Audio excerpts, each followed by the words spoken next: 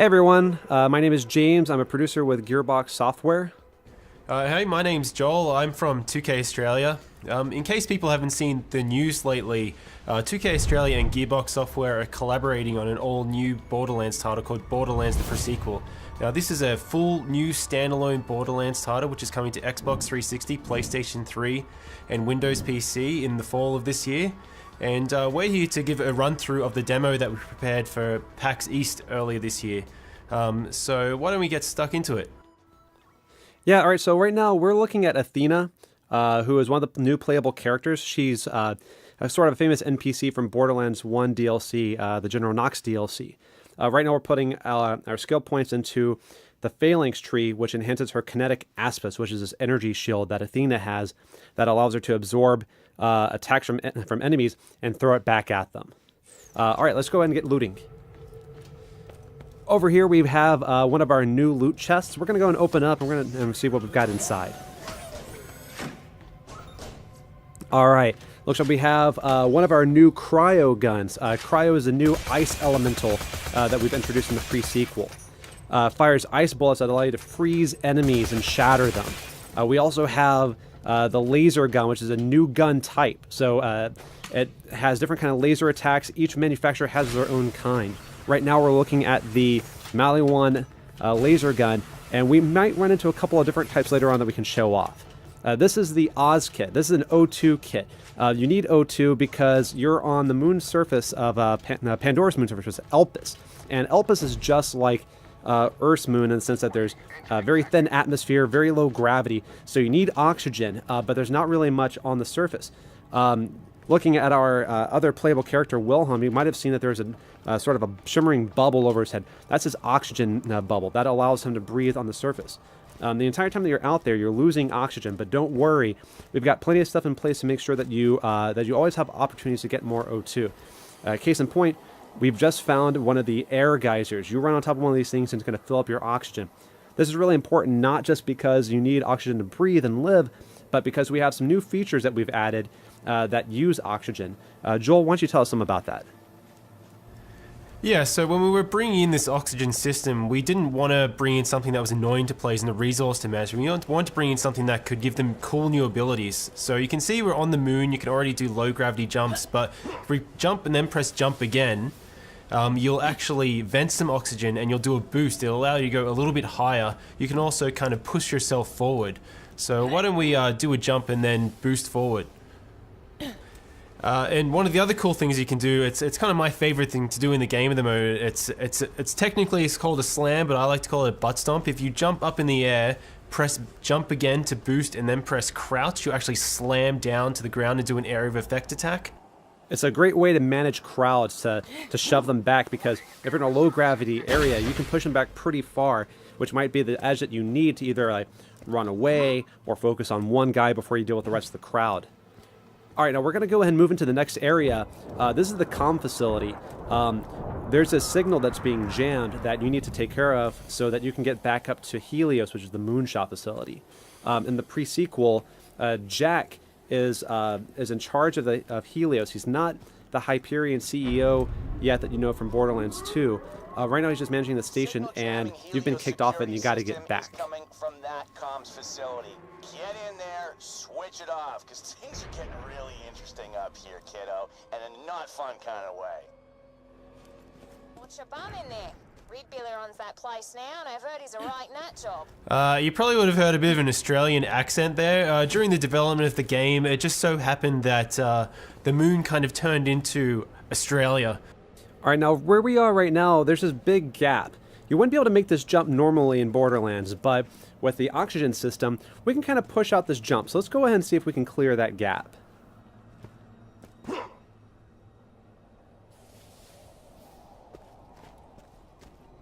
Alright, Athena, you're up. Get plenty of O2 so you can make this jump. This is my favorite part of the demo because I like to push our demo drivers to boost as late as possible. Whoa. Just like that. I like to see them sweat. So why don't we keep moving? You'll notice when we boost that oxygen meter is draining. And you can see in the horizon there's actually a beam shooting up to the sky and a HUD marker, and that's an oxygen generator. We can activate that in a sec, but this is Borderlands, so, you know, you always loot.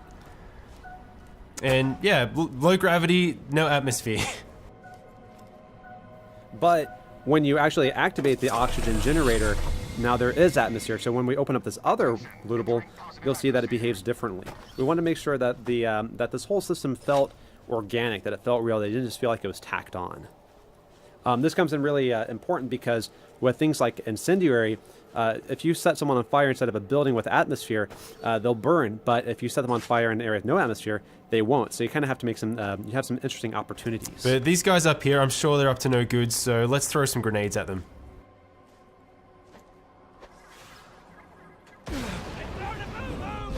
Whoa. So in low gravity, you get blown up by a grenade, you go flying into orbit. Very awesome.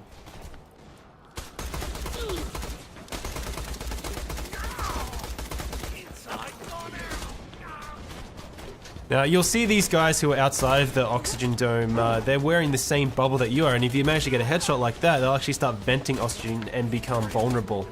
And this really brings tactics into play for the player, so you can come into a space, and if you have a really kick-ass incendiary weapon, you can choose to turn on the oxygen, or you can try and take out their bubbles that way. But why don't we take a chance to have a look at our co-op buddy Wilhelm. So people probably remember Wilhelm from Borderlands 2. It was the big robot that you fought right at the beginning, the first big boss. In this game, he starts out just as a man because this is his origin story as well as many other characters. And the really cool thing is, as you're building out his skill tree, not only do you gain new abilities, but you actually visually change him as well. You get robotic arms, robotic legs, shoulder-mounted rocket turrets. You're essentially building out his skill tree to tell the story of how he became the boss you fought in Borderlands 2, which we've had a lot of fun making.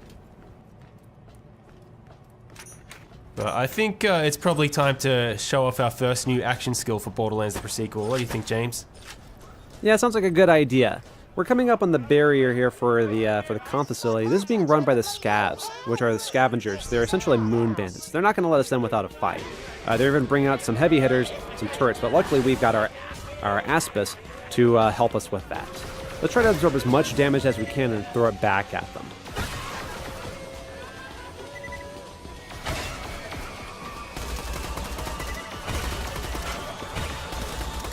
So you can see that the shield is slowly spinning up. As it takes more and more damage, it's going to spin faster and faster. You can kind of see it all around the outer edge, which means that we're just about ready to throw that back. Awesome. Let's go ahead and take care of this other laser and then get inside. Now, because we never get tired of blowing people off the side of the moon, let's throw some more grenades. We like to do these demos live, but because this is a co-op game, we can always rely on our buddies. That's right. Always better to play with friends. All right, now let's go ahead and show off the cryo gun. We showed a little bit of it earlier, but didn't really get to see it in action. Let's go ahead and free some enemies. So we've actually built this procedural system so you can freeze any enemy like that, and once you get their health down to a certain threshold, you can shatter them. It's not an instant win button because you do need to get their health down low, but when you manage to do it, it's really satisfying, and it's different every single time. Now we're going to go and divide and conquer so we can wipe out these scavs a little bit faster, and then we're going to try to meet back up in a little bit. Athena, freeze this guy and try to stomp him.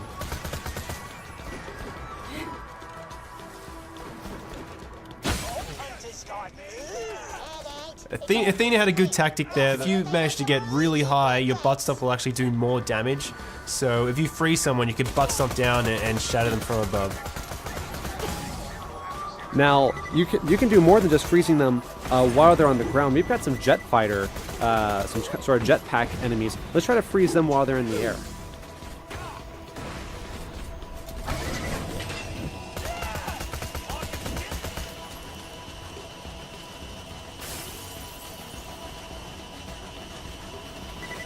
So if we do manage to freeze one of these guys in the air and they fall down a railing, they'll actually split in half. It's one of these kind of random events that I love to see in the game. This is also a new enemy, the Badass Outlaw. Now, this guy's pretty big, and because of the low gravity, if he charges into you, he can actually knock you pretty far. But when you shatter him into a million pieces, that doesn't really matter too much. It's very satisfying. I bloody want you to live, so I can snap your smug neck myself. You all right? Thanks, feel free to be killed by any of my highly professional minions. Now, we did get a new skill point while we were out there, so let's go ahead and allocate that. We're going to put it into the ultimate skill in this tree, which is Wrath of the Goddess. This will allow Athena's shield to bounce around multiple enemies inside of a sort of like a close circle. This is a great way to manage crowds. Oh, Wilhelm, it looks like he got something. What is that? So that's the Dar laser. That's kind of like a bolt laser. Athena, you picked up the Maliwan beam laser before, and as James said earlier, you have multiple manufacturers, you have the procedural weapon system, so players can expect to see a whole variety of different types of lasers when they play the game. To the right here, you'll see one of the new rideable vehicles in Borderlands, the pre-sequel, the Stingray. We're not going to need it in this mission, so we're going to keep moving forward. But keep an eye out, because we might have something more about that in some later news.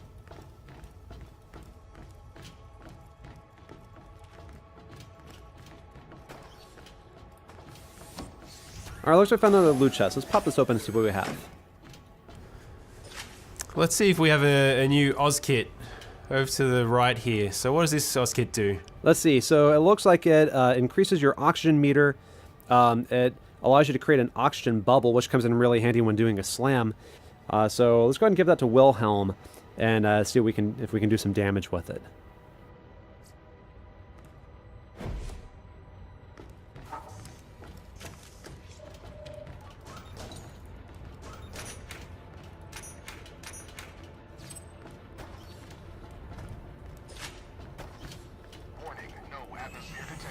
So the Eye of Helios is charging up now, and it's actually firing into the surface of the moon, which is probably not such a good thing when you see bits of the ground kind of floating above you like that. Probably a good reason for us to get back up to that space station as soon as possible. Alright, so we've got a group of enemies coming up, and so we're going to use our buddy Wilhelm to help us charge up our shield so we can get it going. Because you can use friendly fire to charge up Athena's shield. Let's try and take out all those guys at once. Nice. Awesome. Alright, Wilhelm, yep, butt stomp time.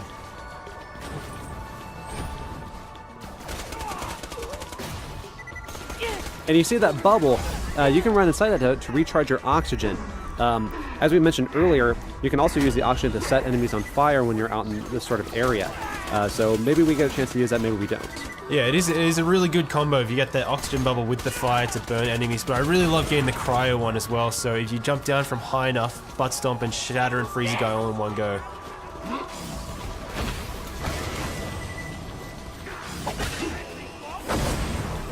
Why don't we try and get some more butt stomps happening? I never get tired of it.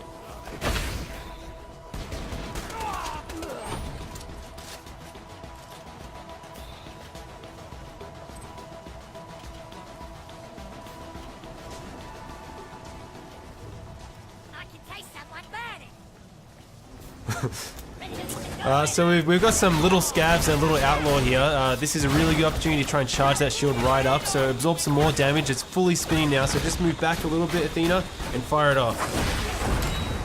Oh, awesome. Nice. Now there's a lot more resistance in this area than we planned. We might need a little more help on this one. Who could help us out possibly?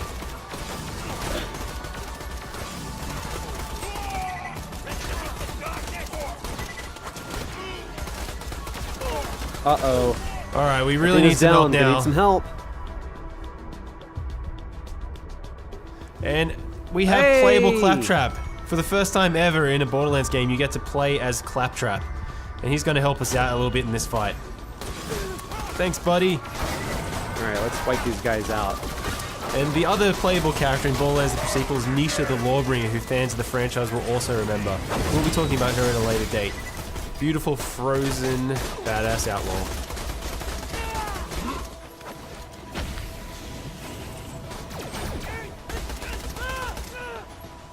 So yeah, we should probably head in here and try and disable that signal so we can get up to the space station.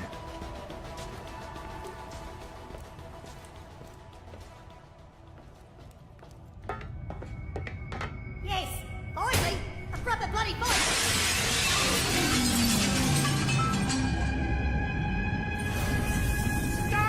We can love this. All right, you better get him, Athena. Getting close.